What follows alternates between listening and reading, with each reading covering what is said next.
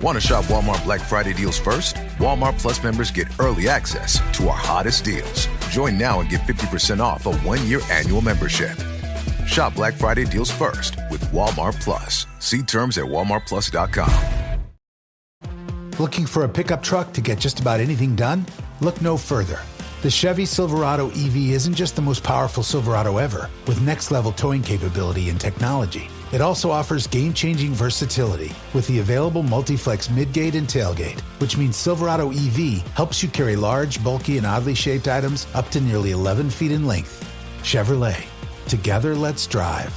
Visit Chevrolet.com to learn more. This episode is brought to you by Allstate. Some people just know they could save hundreds on car insurance by checking Allstate first, like you know to check the date of the big game first before you accidentally buy tickets on your 20th wedding anniversary and have to spend the next 20 years of your marriage making up for it. Yeah, checking first is smart. So check Allstate first for a quote that could save you hundreds. You're in good hands with Allstate. Savings vary. Terms apply. Allstate Fire and Casualty Insurance Company and Affiliates. Northbrook, Illinois. Being a marketer's no sweat. You just have to manage dozens of channels, launch hundreds of campaigns, score thousands of leads, and okay, fine, it's a lot of sweat. Unless you have HubSpot's AI-powered marketing tools to help you do all that and more. Get started at HubSpot.com/marketers.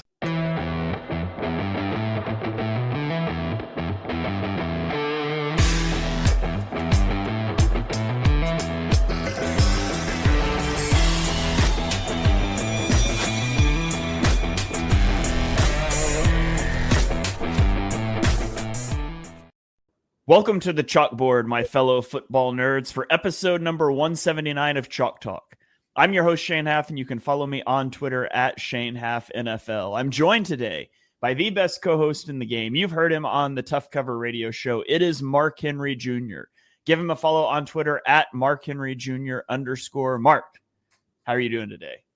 Doing well. Like I always say, great to do these shows after an Eagles victory, and you know, we've had 9 of them post-Eagles victory and only 2 post-Eagles loss this year. So pretty good start to the year for our birds. Yeah, absolutely. Cannot complain about that, especially when you look around at the rest of the division, which was a pretty favorable weekend for the Eagles. And so we will dive into that as we always do. We'll cover the NFC East first, and then we will run through the rest of the games.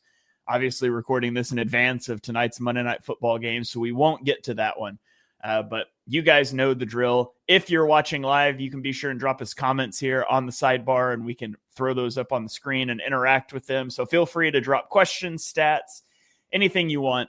If you are listening later on podcasting platforms, we certainly appreciate it. Eagles Pinpoll Network, wherever you get your podcasts. 5-star ratings, reviews. Share it with your friends. Share it with your family over Thanksgiving. Be a great thing for you to do. Help us out a lot. But Mark, let's dive in and let's go to, honestly, what's one of the craziest finishes that I've ever watched, Dallas at Washington. And it was all sort of foreshadowed on the first drive of the game when Brandon Aubrey had a 35-yard field goal attempt blocked.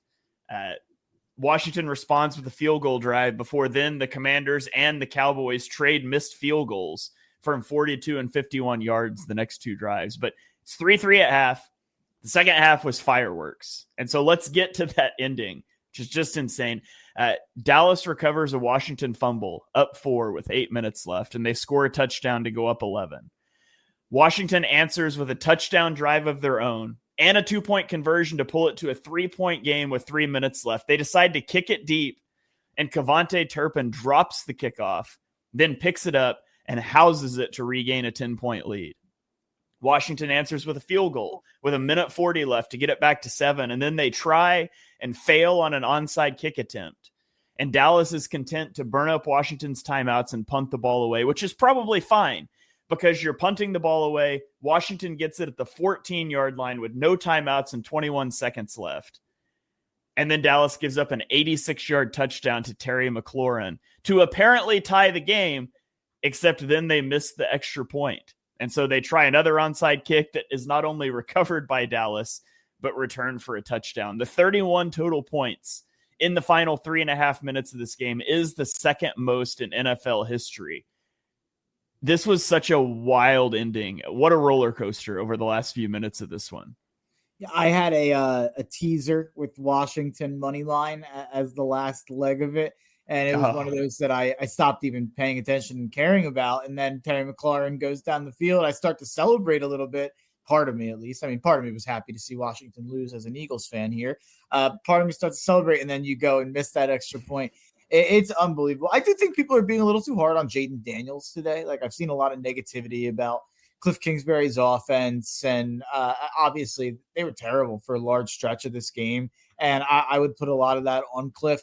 There's also some Jaden Daniels regression talk. He did some stuff at the end of this game on some of those late drives that were like, yeah, I mean, this guy's still pretty darn good. Like, I still finishes with 74 rushing yards and a touchdown, 275 passing yards, 2 touchdowns. He threw a couple picks, took a couple bad sacks, but Kingsbury is who I would put some fault on for the early game, how they called the game, especially in the first half.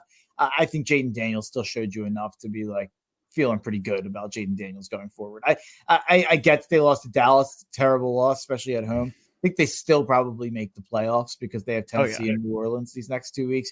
A lot of people are kind of counting them out of the playoffs, and I still think they sneak in. Yeah, I personally am just shocked that a Cliff Kingsbury offense is struggling in the second half of the season. You got some guys chiming in here. GGN says, I need to dunk on Commanders fans, and I'm about to. But Anthony says, I can't believe that wasn't the most points in the final few minutes. Yeah, it was wild. But I pointed out in advance of the Eagles game that Washington's offense had slowed down dramatically since the first 5 weeks of the season, and Commanders fans were pissed off at me online. They said it didn't matter. You can't eliminate half the season, as if we don't look at trends in sports all the time. I just wonder if they think it matters now that they've dropped 3 games in a row. They were outgained 198 yards to 412 yards in the first 55 minutes of this game. Their offense since week 5 ranks 17th in EPA per play and 20th in dropback EPA per play. Jaden Daniels' final stats look fine. He throws for 275 and 2 touchdowns with 2 interceptions. He rushes for 74 yards and a touchdown. But he was 12 of 22 for 81 yards and a pick in the first 3 quarters. Now, this is not me saying that Jaden Daniels is a bad football player. This is me saying the Cliff Kingsbury offense is always figured out. And, you know, I still firmly believe Washington will make the playoffs. They're a team that I'm not going to look forward to playing again down the stretch, but there's been a considerable fall off, as there has been literally every year of Cliff Kingsbury's like 14-year head coaching career. So, I mean, we told you it was coming. It's here. And I would be lying if I said I wasn't taking a lot more pleasure in this downfall than just seeing a divisional foe stumble because of all the heat I caught on Twitter a few weeks ago. So congratulations, Commanders fans. You deserve this. Yeah, I do think Jaden Daniels is just going to be fine long term. I would actually say the more concerning part of this was the defense looking so terrible against the terrible Cowboys offense. Cooper Rush, 250 yards, 2 touchdowns. They had a great day on the ground. Or at least Rico Dowdle had a good day on the ground. The rest of the Cowboys did not. But, yeah, I shocked by this result. Yeah, it's not one that I expected, but it's one that the Eagles will certainly take. Gives them, I mean, honestly, barring like an epic collapse, it pretty much gives the Eagles the division. Like, you've got, what is it, a 2.5 game lead on Washington now. Barring a non-Washington divisional loss, the Eagles would own a tiebreaker over Washington. So it's essentially a 3-game lead. It puts the Eagles in a really good spot, but the Eagles are now firmly chasing Detroit for the 1 seed more than anything. So, all right, let's go on to the other team in the division, which was equally disastrous. The New York Giants play host to the Tampa Bay Buccaneers, and they lose 30-7. Tampa Bay scored on 5 of their first 6 possessions in this game, and 4 of them were touchdown drives that went 70, 82, 86, and 95 yards. Mike Evans returned to the lineup. He had 68 receiving yards. My guy, Bucky Irving, I guess I should say our guy, Bucky Irving, continued his impressive rookie season. He had 87 rushing yards and a touchdown. He had 64 receiving yards. And now the Bucs sit one game behind the Falcons, who have lost 2 straight. Now, obviously, they had the bye this week, and I believe the Falcons swept the Bucs early this year, right? Yeah. Yeah, so that one game lead the Falcons have is essentially 2 because of the tiebreaker. But the Buccaneers have a chance if they can continue to win games and if the Falcons continue to flounder. And the Giants, man, as much of a gut punch as it has to be to just get dominated like this, to then have to turn on Sunday Night Football and watch Saquon Barkley do what he did. That one's also pretty fun. I have a pushback against this. If I was a Giants fan, I'd be going clinically insane because that team would not be better than 4-7 right now if Saquon was on the team.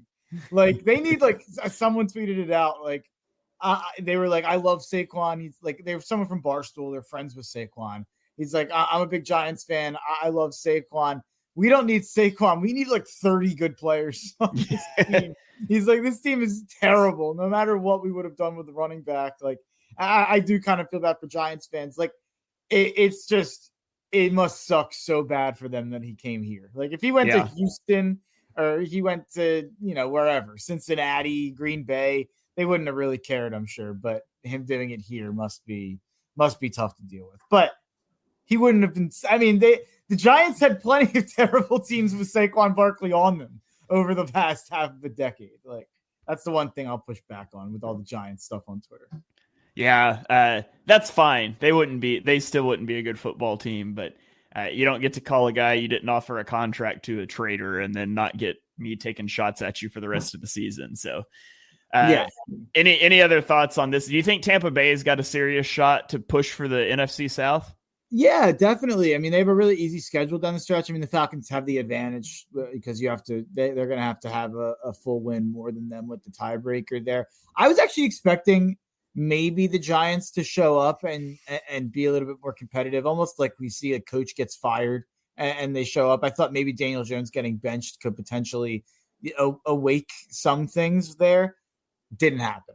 Tampa Bay was really impressive today. Baker, I mean, we're going to do quarterback rankings in the offseason. Baker has to be in an interesting spot now at this point because you compare him with guys like, would you rather have Baker or Kirk Cousins? Baker. It's Baker at this point. So if we're saying that means he's like probably around a fringe top 10 guy. And that's pretty crazy for a guy who was out of the league pretty much 2 years ago or borderline backup status when he got cut by Carolina and he goes to start a game on short notice in LA and kind of revives his career. It's pretty crazy what he's done. Yeah, it's definitely a wild arc. It'll be interesting to sit down and look at QB rankings. I still feel like fringe top 10's too high, but like 12 or 13. Yeah, probably somewhere in that range. I guess that kind of qualifies as fringe, but interesting. We'll do that exercise in the off season for sure. Let's move on to Thursday night football. The Pittsburgh Steelers coming off of a huge victory over the Baltimore Ravens. Prime spot for a letdown on the short week as they travel to Cleveland, and they definitely hit that letdown. They lose 19-24 to Cleveland, and this is a game that this looked like a game played in a snow globe. I mean, just hard to see the field, snow falling everywhere. I know people love snow games, and I will admit they look cool on TV. And I remember as a kid, like the first thing I would do when I got the new Madden is fire it up and set the weather to snow because I just thought it looked cool. But I honestly just hate watching snow games now because it impacts your offense so much. And I cannot imagine going to a game like that. It would just be a miserable experience. But the Steelers just shot themselves in the foot too much in this game. They miss a field goal on the opening drive. They have a turnover on downs on the second drive when they bring Justin Fields in for a 4th and 2 and he gets stuffed. Russell Wilson is strip sacked on the 4th drive. They have a turnover on downs on the first drive of the second half. And on top of that, Mike Tomlin's game management was egregious at the end of this one. Up 1 with 2 minutes left. Tomlin accepted a penalty to turn a 4th and 1 into a 3rd and 6 at the Pittsburgh 24-yard line. Like, this isn't making a field goal difficult. It's still a chip shot.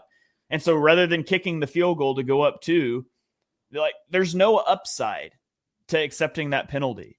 And the Browns convert on third down and they score a touchdown 2 plays later after they burn another minute off the clock. And so instead of having 2 minutes to go kick a field goal, you now have 1 minute and you have to score a touchdown. And they obviously came up short. So really bad game management by Mike Tomlin, and the Steelers honestly just couldn't get out of their own way. This is a big dropped game for them, especially after they beat Baltimore last week. To come back and do this, it's definitely disappointing. Yeah, I think that it's you don't want to take too much away from the game because of the snow and the elements that it was played in. But what it does do is it adds to the record. And Pittsburgh is now only, if Baltimore wins tonight on Monday Night Football against the Chargers, Pittsburgh will only be a half game in front of Baltimore with the game coming up in Baltimore. They also have a stretch from December 15th to December 25th where they go at Eagles, at Ravens, and then Chiefs at home in a span of, I believe, 10 days there. So they have a brutal upcoming stretch, and taking a loss in a game that they absolutely shouldn't or couldn't have here against the Cleveland Browns opens the door for Baltimore to walk back in and win that division. I actually bet them at -120 to win that division, and it's worse odds on most books. You can get that on DraftKings. I think it's worth a sprinkle before tonight's game, especially if you like Baltimore in tonight's game against the Chargers. I think that if you made me pick who's going to win that division, I think it's going to be Baltimore. Yeah, I agree with that. Although there's some shakiness to their defense for sure. But yeah, the thing with Baltimore though, and everyone's going to point to that Steelers game that Pittsburgh beat them. They had 2 fumbles and then a pick that was basically a fumble. They had 2 missed kicks, and the defense that we've been concerned about with Baltimore wasn't the problem there. And they held Pittsburgh to 18 points. Russ didn't really take advantage of them deep. They didn't get too many explosive plays. I think that was a step in the right direction for the Ravens defense. It's funny. I actually walk out of that Ravens-Steelers game feeling better about the Ravens and worse about the Steelers, even though the Steelers won the game. And I think that this Browns game backed up some of that thought. Yeah. I agree with all of that. And I would take the Ravens to win, but they do have a tough game tonight, and then they've got the Eagles next week. So there's the potential for them to hit a little bit of a skid here. Obviously, we'll see how they bounce back tonight, but let's pivot over to the Sunday slate now. Let's go to Chicago, where the Minnesota Vikings win in overtime 30-27. And this was a really quiet Justin Jefferson day. He only had 27 yards on 2 catches, but Jordan Addison went off with 162 yards and a touchdown. TJ Hawkinson had 114 yards, but this game, the story of this game is the story of an epic collapse. The Vikings were up 11 with 2 minutes left, and then they just fell apart. It started with a 55-yard kickoff return to set the Bears up at the Minnesota 40-yard line. It still took them a minute and 34 seconds to score, but they converted a 2-point conversion to give themselves a chance if they could recover an onside kick with 22 seconds left, something no team has done yet this season. And then they did it. They recovered the onside kick. They hit a field goal as time expires to go into overtime.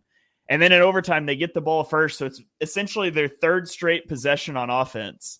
And the steam ran out. They go 3 and out, and Minnesota hits a field goal to win the game. But another heartbreaking loss for the Bears.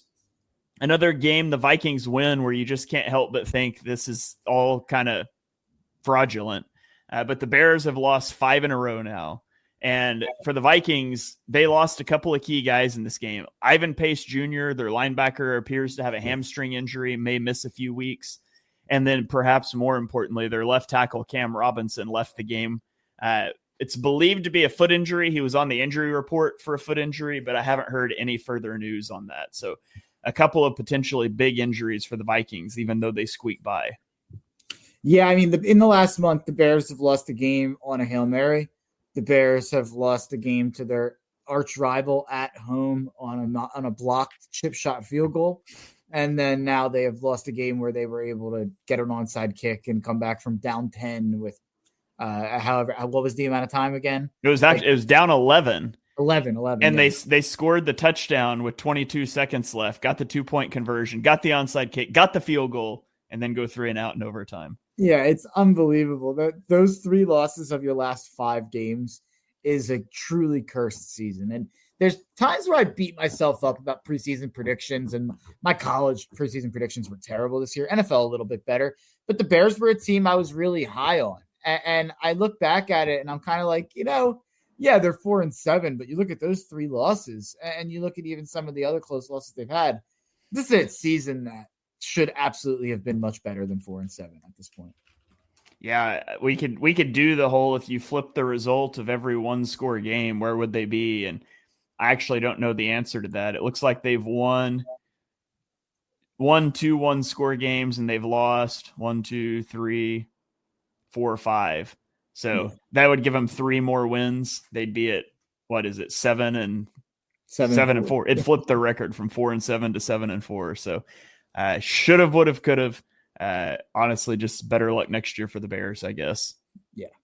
I mean, hopefully they come back with an offensive head coach. Yeah. Okay, let's go to Indianapolis, where the Detroit Lions win 24-6, and the Detroit Lions have now not allowed a touchdown in 10 consecutive quarters. They left a lot of meat on the bone offensively. They crossed midfield on 7 out of 10 possessions, but they only put up 24 points. But their defense was dominant. Anthony Richardson had some big plays again with a pair of 30-plus yard completions. He had a few big runs, but he's getting absolutely nothing from Jonathan Taylor, and he's wildly inconsistent. He ended 11 of 28 passing, and at one point had 7 straight incompletions.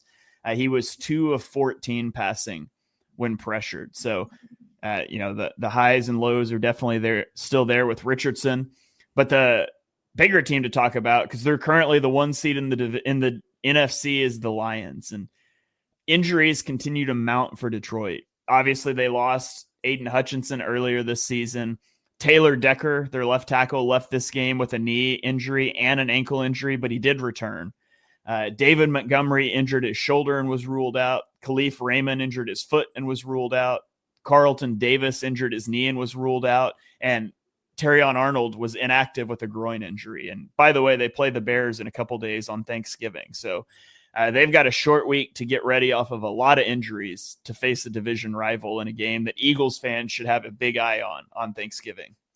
Yeah, Bears are a 10.5-point underdog in that game. I love the Bears to cover that game. Looking how they played against the Vikings and Packers the last 2 weeks. This was ho-hum. I bet the Lions -7 in this game. I expected them to kind of hold Anthony Richardson hostage after a big week last week. I thought people would overreact. They did. I thought a lot of people tried to sell Indy as a live dog in this game, and I don't think they ever were. This is ho-hum to me. The Lions didn't impress me any differently than they have all year.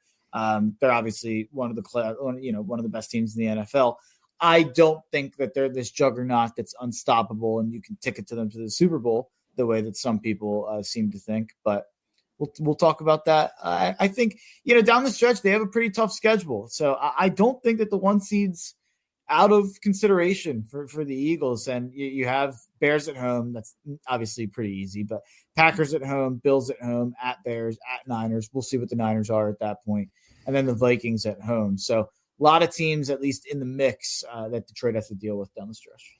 Yeah, I feel like the Eagles and the Lions are really similar in that, like, they're dominating right now, but they're the type of team that is going to struggle to play from behind in the playoffs. And so it's so easy to fall from behind. I mean, you give up an opening drive touchdown and get a strip sack or something, you can be down 14-0 5 minutes into a game and your whole script goes out the window. And if you're that run heavy team that both of these teams are, and everything is set up off of that, and suddenly, not that either of these teams should abandon the run down 14 in the first quarter, but we know how that mentality works sometimes. Mm-hmm. And all of a sudden you have to climb out of a hole.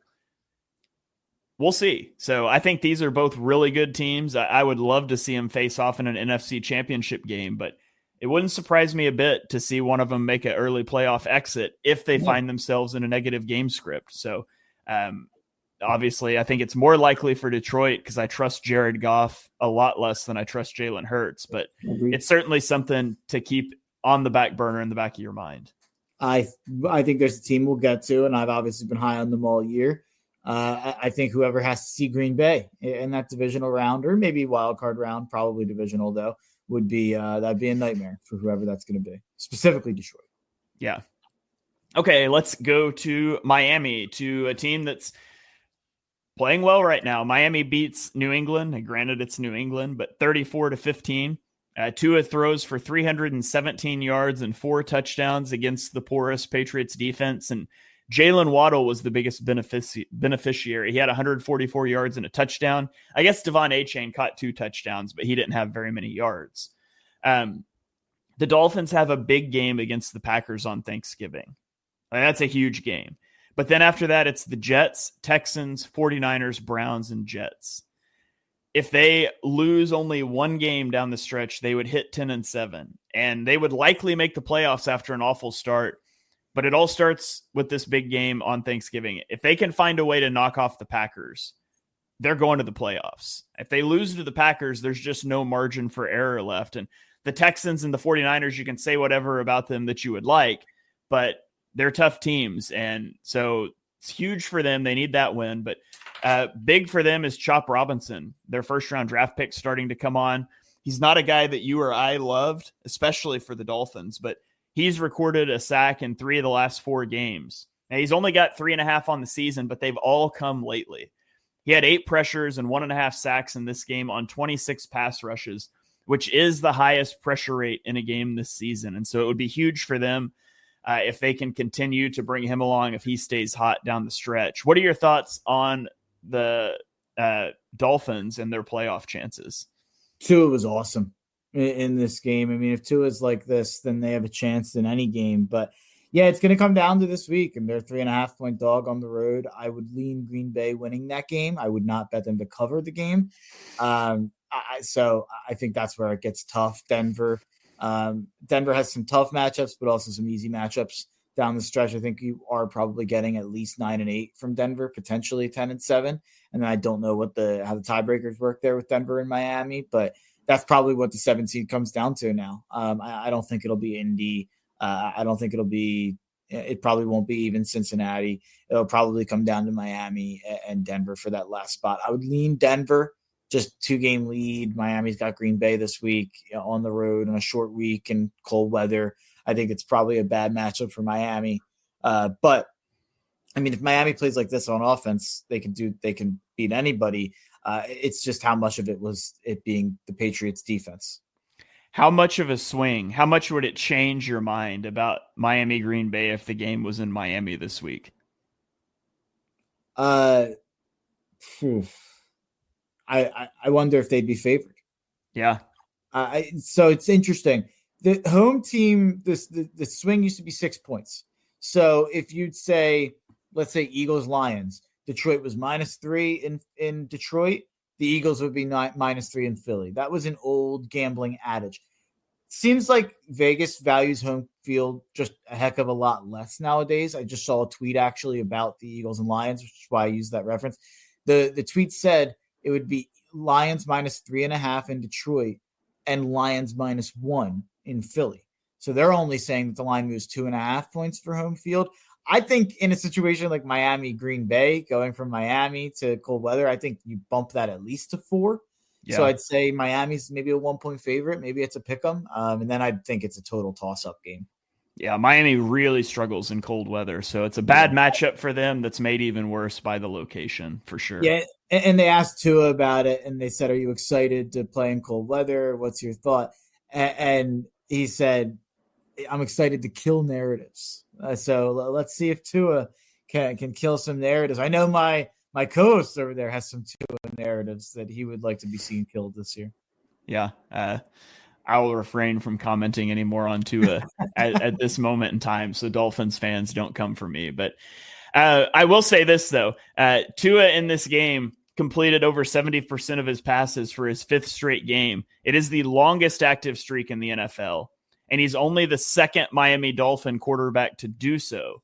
Mark, do you know who the other one is? Is it not Dan Marino? It is not Dan Marino. It's more recent. I'm trying to think who had a nice one. Is it Matt Moore? No. I'm trying to think. Less obscure than that. Yeah, okay. Teddy Bridgewater had a brief run on Miami. Jay Cutler had a brief run on Miami. 2014 was the year, if that helps. Would that have been Tannehill? It was. Ryan Tannehill in 2014 had a 5-game run of 70+% completion. So what a weird career, Ryan Tannehill. You kind of forget he was even a Dolphin. Kind of like there's part of me that when I was running through Dolphins quarterbacks, until you said the year and I thought about it, then Tannehill popped in. Tannehill didn't pop in my head before those guys who played like 6 games, like Matt Moore and Jay Cutler and Bridgewater and guys who that's funny. Yeah. Yeah. You took that a direction I didn't anticipate it going with Matt Moore, but so be it. So, all right, Tannehill's such a Titan in my head. His Dolphins career has been erased in my head. Yeah. All right, let's move on to Carolina, where the Kansas City Chiefs barely squeaked by the Carolina Panthers, 30-27.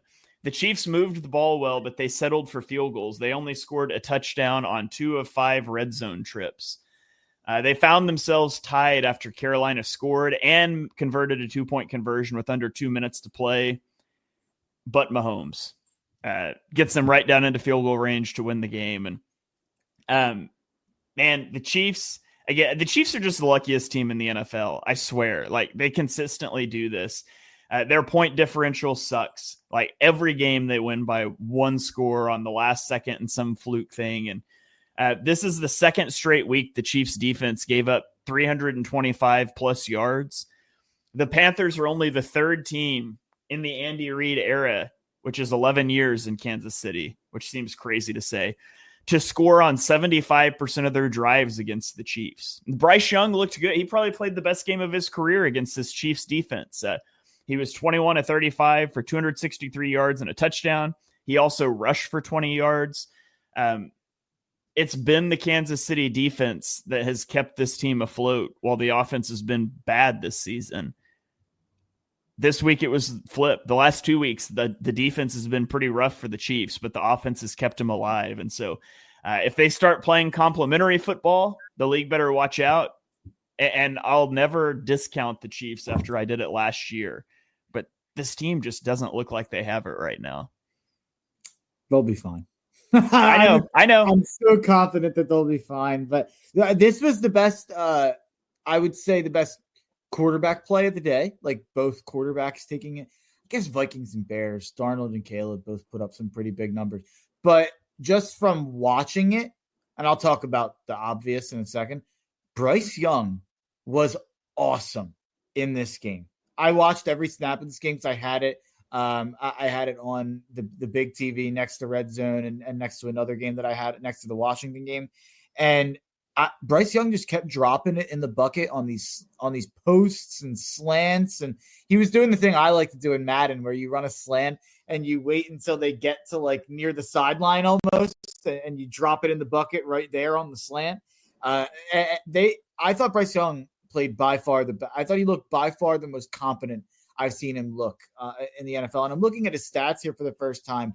I don't think 21 for 35 for 263 and a touchdown does justice to how good I thought he played and some of the throws that I thought he made that were high level. And I thought that his pocket awareness was on a different level than I've seen Bryce Young have in the NFL. I was so impressed with Bryce Young. It was actually one of those things where I walked away feeling like, you know what, like Dave Canales is doing a good job. Clearly, if you can take Bryce Young as broken as he was last year, and even the first month and a half of this year, and make him look the way he's looked the last few weeks, but more specifically in this game, I'm incredibly impressed. And then on the other side, Mahomes had that one touchdown to Hopkins in the back of the end zone where he ran around the pocket and then kind of stepped up to where the center was and threw it almost like away from his body over to Hopkins wide open in the back of the end zone. And that was the kind of play that's just like reminds you every time that the Chiefs are in somewhat of a close game or in somewhat of trouble, they have a literal cheat code in their back pocket. Yeah, it's always nice to have Mahomes for sure. And again, I will not make the mistake I made last year and count them out, but they've been very unimpressive. I honestly just don't even know if the Chiefs care about the regular season. That's what That's what makes it so crazy that they're sitting here at 10-1. I know. Like, it's crazy. Like, I don't think they care that much either. And they've still put themselves in a position to have home field. Well, they're up a game on Buffalo, who has the tiebreaker on them. So that could be interesting down the stretch. But yeah, we say they don't look like the same team. But I mean, Baltimore's 7-4. We have issues with their defense. I don't think either of us take Pittsburgh seriously offensively as a contender. I think Houston's a fraud. And then you have Buffalo. So it comes down to Buffalo and Kansas City, as it's come down to so many times. And I look at Buffalo's offense, and yeah, they're probably playing the best football in the AFC right now. Those skill position players and the lack of skill position players. I know Amari Cooper, it's a nice move. I like that trade, but I think it's going to bite them when we get to a game against Kansas City. And I know Josh was able to step up and make that play on 4th down last week and run for it, and then obviously score the touchdown on the play. At a certain point, it's not going to have to be all on Josh to make that play. Like, they're going to have to make the throw and have someone get open on that play. And I still take Kansas City to go to the Super Bowl if you made me pick. Yeah, the Chiefs are 10-1, but they only have a plus 52 point differential, which ranks 10th. Mark, there are 2 5-loss teams with better point differentials than the Chiefs right now. Arizona? Is Arizona one of them? Arizona's not. They're only at plus 8. Wow. I'm trying to think. 5-loss teams. Washington? Washington is plus 57. Houston? No. Houston. Seattle? Oh, where is Houston? I can't even find Houston. No, they're probably down the list. I was just thinking about 5-loss teams. That's shocking. They're 10th. Wow. That's the other one is the Broncos. Wow. I don't know. The Broncos are plus 62. I had them at 7-4 in my head. It's 7-5. Bad math. Yeah. All right. Well, let's keep rolling. Actually, I'm going to answer a question here. Ryan asked on YouTube or on Facebook, why teams keep drafting quarterbacks early if they don't have an O-line. It ruins their chances at becoming good and having success. We've seen so many QB careers get ruined for that reason. It's stupid. O-line matters. That includes for running backs too. Drafting a running back in the first round, unless he is the final piece to win a Super Bowl, is stupid. We're gonna have some interesting Ashton Genty conversations, Shane. It's gonna be fun this year. Yeah, that's true. It's gonna be fun. But teams draft a quarterback because it's the most valuable position of any team in sports. Like, there is no sport that has a singular more important position than quarterback does for an NFL team. And if you hit on the guy, he can turn things around despite where you're at. I mean, look at the Texans last year with CJ Stroud.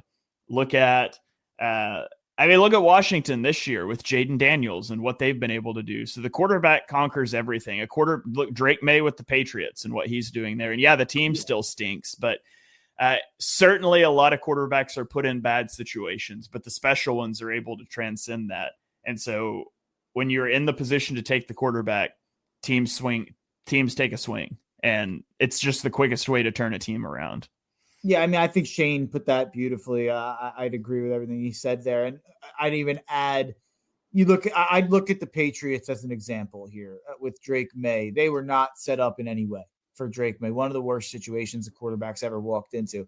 And I worried openly, I do think that can ruin a non-special quarterback. I think that type of thing can ruin a guy and maybe take a guy who could have been a long-time starter in the NFL and, he flames out of the league or flames out of that situation at least. But you look at this year's quarterback class and you look at the Patriots, who have a terrible offensive line, going and drafting Drake May, who already we can tell, regardless of what we've seen, he's shown the traits that we kind of saw in college. And I think that we're all pretty high on his future. And the Patriots are going to have to figure out how to put a future around that. But look at the teams that are going to be looking for a quarterback this year in the NFL draft. Not a great class. In my opinion, looking at you have Shadur Sanders. I think he's going to go in the top 5 to top 10. I'm not going to have him ranked as a top 5, top 10 prospect. He'll be a first rounder for me. He will be the only quarterback I think I have graded as a first rounder this year. I'm not a big Cam Ward guy, not a big Quinn Ewers guy. I think some of the other quarterbacks in that class really stink. So then let's say, hypothetical, last year, Patriots with the third pick go and take Joe Alt because they're like, you know what? We don't have it figured out. We want to have the team built before we get the quarterback, which in theory is the right way to do it. You have a great team, you plug in the quarterback and you compete on the rookie contract. That's great when it works. But the thing is, let's say the Patriots go take Joe Alt in that third pick. They're terrible again. They have the first or second pick this year, and you either have to settle and take a quarterback who probably shouldn't go that high in a Shedeur Sanders or another guy, or you continue building that team. And if you continue building that team and you don't ever get the quarterback, well, guess what? You're the GM. You're going to get fired after 2 years of winning 3 games or 4 games. You're the head coach. You're going to get fired because you never figured quarterback out. Just right? look at Joe Douglas. Douglas did everything right and missed on the quarterback. I was going to say, unless you're Chris Ballard, because apparently he gets unlimited lives. Anthony Richardson might cost him his job, but he put that one off for forever. So that's why teams do it. He said, yes, they have O-lines, though. I'm not sure which team you're referring to, but like the Patriots absolutely have a horrendous offensive line. And so that's why teams do it. And if you're the Patriots and you're not going to draft the quarterback this year, you absolutely trade down. In my opinion, and that's what I said about them sitting Drake May to begin with. You draft the quarterback, you play the quarterback. Like, if you think my offensive line is too bad and he's going to get killed, you trade out of the spot, you accumulate future picks, you address the offensive line, and you try again because you're still going to be bad. But what you can't do, in my opinion, is take a top 5 offensive lineman with no quarterback, and you can't draft the quarterback and just keep him on the shelf for a year. I don't think either of those are good approaches. So anyways, that's our little sidebar about quarterbacks. Good question. He says Washington. Yeah, Houston had a horrific offensive line last year. Now that was aided by injuries. They had like 6 guys injured at one point, and Washington's offensive line is fine. Like, it's not great. It's not a disaster. It's not a disaster like the Giants or anything, but it's not great. It's good enough. But it's certainly a position they should want to improve. So anyways, good question. Let's get back into our next game here. You guys keep comments coming, but let's go to Tennessee at Houston. We're speaking of the Texans. They lose this game 32-27, and they have now lost games this season where they intercepted Jared Goff 5 times and where they sacked Will Levis 8 times. Will Levis was 18-24 in this game for 278 yards and 2 touchdowns. He threw a terrible interception that was a pick 6 to give up the lead in the third quarter. The Texans sacked him 8 times, and they still just couldn't win. Like, the Texans are just frauds. They own a 2-game lead in a bad division, but they are the most mid team ever. Giving up 32 points to Will Levis is bad. CJ Stroud threw 2 picks. Joe Mixon rushed 14 times for 22 yards. The Texans just don't have it this year. I wonder if Bobby Slowick regrets not jumping at a head coaching job last offseason, because it's been a huge regression this year for the Texans. Texans fans want him fired. There's like a petition I saw going around on Twitter. They did put up 27 points in the game. I guess pick 6. Pick 6. So 20 points in the game. So it's not good enough. The running game's not good. I mean, Joe Mixon had a great start to the year, but 14 carries for 22 yards against a bad Titans defense, bad Titans run defense. I mean, Will Levis played the best I've ever seen him. And CJ Stroud might have played one of the worst games I've ever seen him play in terms of the picks and the decision making. Like, he threw 1 pick that I think got called back as well, but he was brutal in this game. And it seems like there really has been. I'm more worried about CJ Stroud long term than Jaden Daniels. How about that for a take? That's probably fair. I think I would take. I don't know. I'm not going to say what I was. I would still take Stroud. I don't know. I have seen a lot from Stroud. I just don't love this year. It looks like he is unwilling to move at times. He's a statue back there. He doesn't look like the same guy to me at all. And I think that goes out beyond just teams figuring him out. And I know that he's had some injuries with missing guys, but I mean, in this game, he had Nico and Dell out there, the same guys he had last year.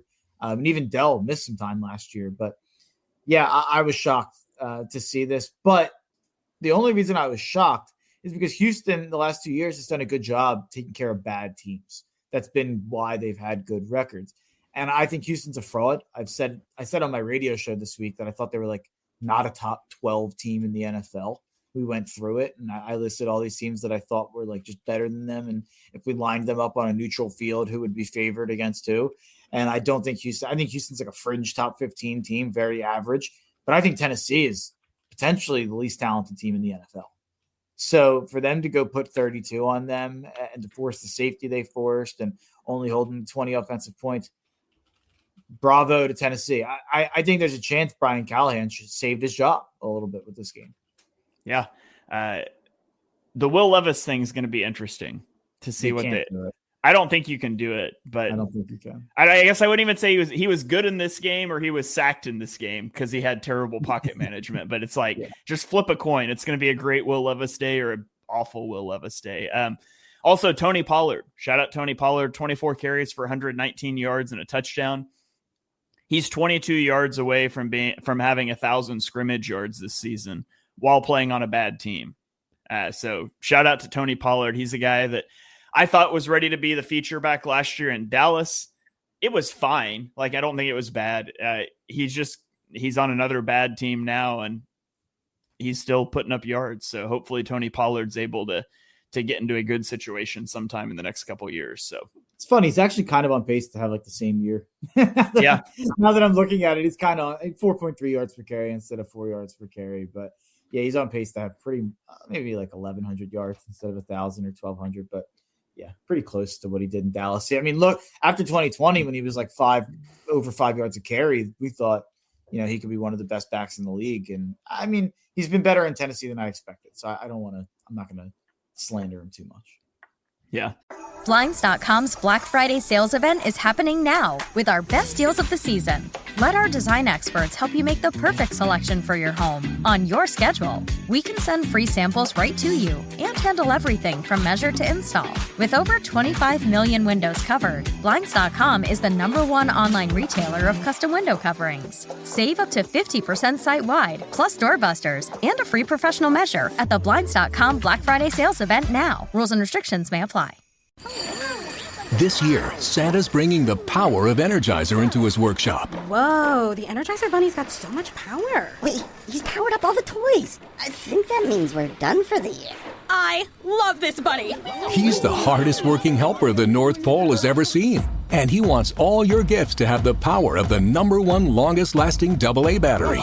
So this holiday season, stock up on Santa's and the elves' favorite battery, Energizer Ultimate Lithium. All right, let's get into the afternoon slate. Denver at Las Vegas. Denver wins 29-19. Cortland Sutton had 97 yards and 2 touchdowns on 8 receptions as he continues to build chemistry with Bo Nix. This is his 5th consecutive game with 70 or more yards and 6 or more catches. And it was his first ever multi-touchdown catch game. On the other side, Gardner Minshew left this game with a broken collarbone. Desmond Ridder came in and fumbled 2 plays later. Aiden O'Connell is on IR, so the Raiders just have nothing at the moment. This is the first time that the Broncos beat the Raiders on the road since Peyton Manning was under center for Denver. So wild little streak there that was broken. And I thought Bo Nix was efficient in this game. He's 25 of 42 for 273 yards and 2 touchdowns. He took 1 sack. Now his splits versus man and zone are stark. He was 17 of 21 against zone coverage and 8 of 21 versus man coverage. So room for growth, but he's been better than I expected. I still don't fully trust him, but he's been far better than I expected. And he joins Dak Prescott as the only other rookie quarterback to have 8 or more touchdowns and 0 interceptions in a 3-game stretch. So shout out to Bo Nix for definitely outperforming my expectations. Well, it helps when you have, in my opinion, the top 5 to 10 coach of all time calling the plays there, and Sean Payton. I think he's one of the best offensive minds in the history of the sport. And I think we saw exactly what happened in New Orleans once he left and them falling off of a cliff. Look at the last year he had with Jameis in New Orleans, where he played like 6 or 7 games and put up the best stats of his career. And now he's got, I mean, even last year with Russ, go look at Russ's stats from last year, and they're better than the stats he'll end up with this year. And it wasn't necessarily pretty at times, and they went 7-10 or whatever they went. But I think that Bo Nix is being made to look a lot better than he is. He looks like, to me, like he's a starting competent quarterback, and Sean Payton's making him look like above average. And I think that's Sean Payton should be in the running for Coach of the Year, no doubt about it. Yeah. Who is going to win Coach of the Year? I actually haven't spent any time thinking about Coach of the Year at all. Sean Payton usually just goes to the biggest surprise. Denver's a pretty big surprise. I guess Tomlin. It usually goes to a coach with a new team, or Tomlin's a pretty big surprise at 8-3. If Washington, Tomlin's game management should have permanently eliminate him from Coach of the Year for this year. Could be Harbaugh, Campbell, be Dan Campbell. Ugh, that'd be dumb. That team's so good. I know, but like Harbaugh in the Chargers though, 7-3. Chargers won like 4 or 5 games last year. Not a ton of talent. Kevin O'Connell maybe losing his quarterback. I like Kevin O'Connell. Joe Chick commented Gannon 6-5. I guess it depends how Arizona finishes. Yeah, they're so inconsistent. We'll talk about them soon. They're so hard to figure out. Yeah. All right, let's keep rolling. Let's go to Green Bay, where the 49ers just get blasted by the Packers 38-10. Josh Jacobs rushed for 106 yards and 3 touchdowns, and the Packers just steamrolled the 49ers. Now, that's fair to mention the 49ers were without Brock Purdy, but that was far from the only issue. They turned it over 3 times. It could have been worse. They fumbled it 5 times, but they recovered 3 of them. Christian McCaffrey rushed for only 31 yards on 11 carries. They committed 9 penalties, including one that wiped out an 87-yard kick return. And so just a brutal game in a brutal season for the 49ers. Xavier McKinney got another interception. It's his 7th of the year, which currently leads the NFL. And what's crazy is at 8-3, the Packers are the 3rd place in their own division. 8-3 is the best record by a 3rd place team in NFL history through 12 weeks of the season. Just a historically awesome division. And it's going to be really fun to see how the NFC North shakes out. I think it probably shakes out with Detroit winning it and then Minnesota and Green Bay being like the 5 and the 6 seed. I'm really hoping that the 7th seed in the NFC is not Green Bay. That's all I want. Please do not let Green Bay be the 7th seed, especially if Philly is the 2. Well, Detroit's the 2. Green Bay can be the 7 all they want, but I do not want to have to deal with them in the first round. And, you know, I'm not taking any big takeaways away from this game. San Fran had a skeleton roster out there, but the Packers love missing 2.5 games, it being so up and down. There being times this year where I've kind of wanted to quit the Packers. Sitting here at 8-3. I think DVOA also loves them. I don't have access to the DVOA numbers. I know before last week I saw a Packers reporter trying to calm down their fans and being like, hey, look at these DVOA numbers. Like they think they might have been 3rd overall or maybe 3rd in offense or something like that. I'll get it for you. I think the underlying numbers suggest that Green Bay is just as much of a contender as I've kind of thought they've been all year. And if Love starts playing the way he did, for a stretch last year, then that just adds to what Green Bay can be, obviously. They are 6th overall behind Detroit, Baltimore, Buffalo, Minnesota, and Philly. They are 3rd offensively behind Baltimore and Detroit, and they are 14th defensively. Yeah, and, like that 14th defensively number, that's fine, but I do feel like they've had a brutal schedule. I know that factors in with DVOA who you're playing, but I feel like they've had a really tough kind of listed opponents for the defense to face. And when the defense had to step up without Jordan Love in the game, they stepped up and won them a couple games when Malik Willis was playing. So I do feel like there's another level for that Packers defense. Like I think if you made me rank the top 10 defenses, I think the Packers would be right in that back number 9-10 conversation, even sitting there at 14th in DVOA. Yeah. All right, let's get to our last game. We'll go to Seattle, where Arizona loses to the Seahawks 16-6. the Seahawks defense set the tone in this one. They held Arizona to 5 punts and a field goal in the first half, surrendering only 90 yards on 6 possessions.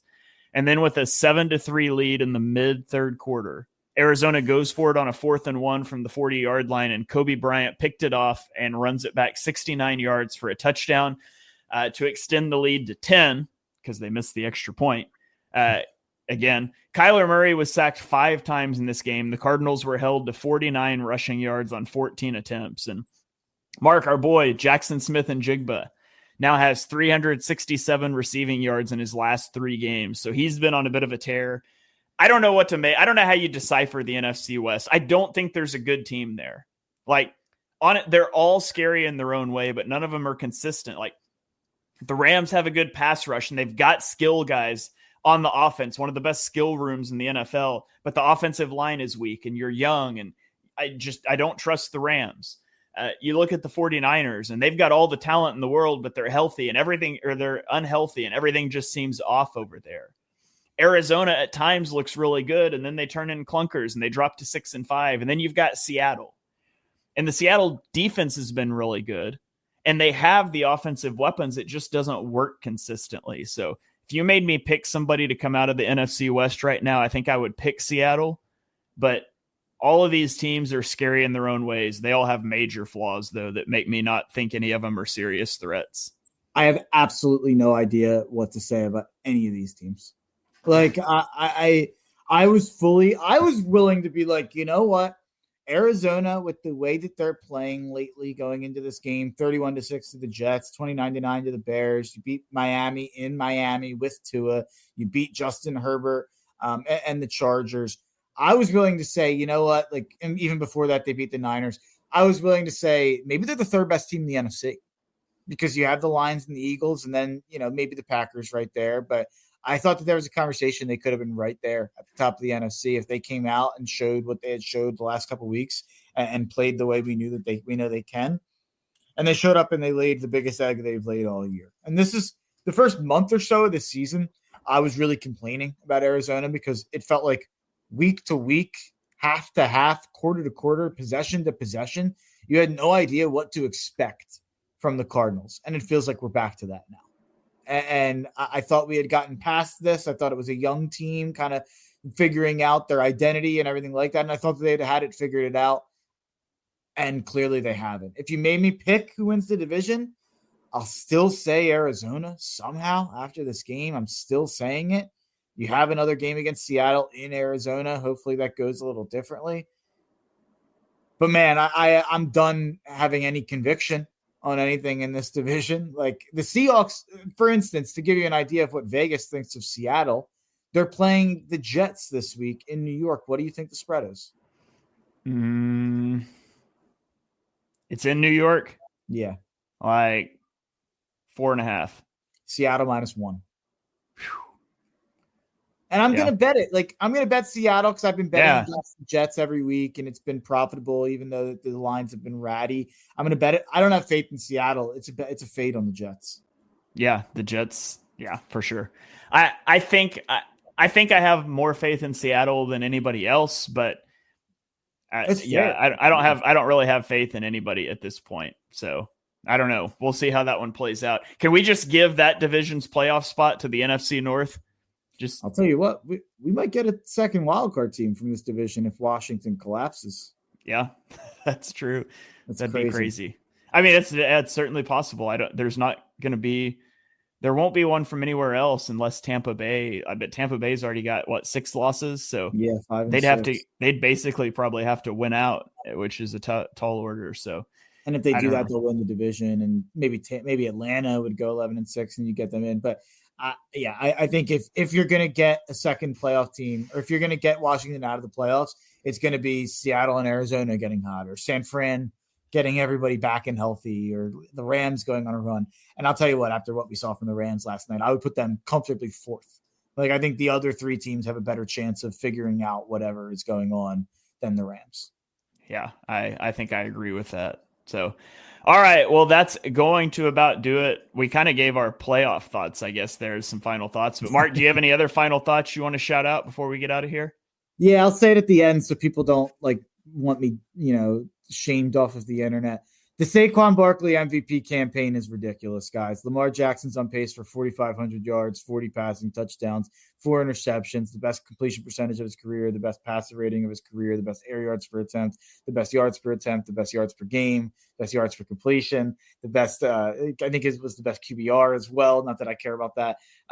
But the Lamar Jackson's playing at a higher level than he's ever played in his career when he's won 2 MVPs, including one that he won over a 2,100-yard rushing Derrick Henry in 2020.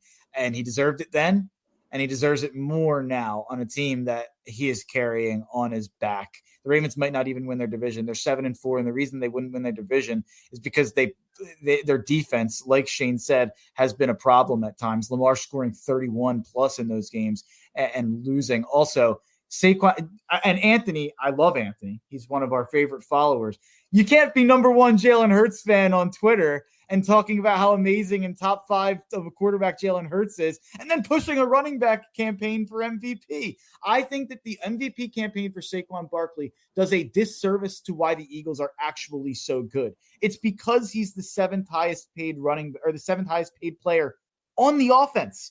It's because you have an elite offensive line. You have a quarterback who I firmly believe is top 5 to 10 in the sport in Jalen Hurts. You have a wide receiver who I think is top 3 in the sport in A.J. Brown. So you can't load the box or else A.J. Brown's going to beat you deep. And when Devontae's out there, he'll beat you underneath. And when Dallas Goedert's out there, he'll beat your linebacker or your safety. I think that the MVP campaign does a disservice to why the Eagles are 9-2 and a disservice to why it is because the offense is so good overall. Howie is the true MVP, if we're being honest, putting this all together and putting it all in one offense, not to mention everything he did on the defensive side of the ball. I think it's a joke if Lamar doesn't win it when he's having far better numbers than either of his MVP seasons. And he's still going to go 11+ wins. It's not like he's going to, be a 9-8 team not winning an MVP. And if you don't want to give it to Lamar, give it to Josh Allen, who we just saw take it on his back and on 4th and 1 or 4th and 3, run a 20-yard touchdown to ice the game against an undefeated Kansas City team on a team where Amari Cooper's missed time, Kincaid's missed time. Their running backs, James Cook, he's pretty good, but I don't think that Buffalo's got some embarrassment of riches around Josh Allen.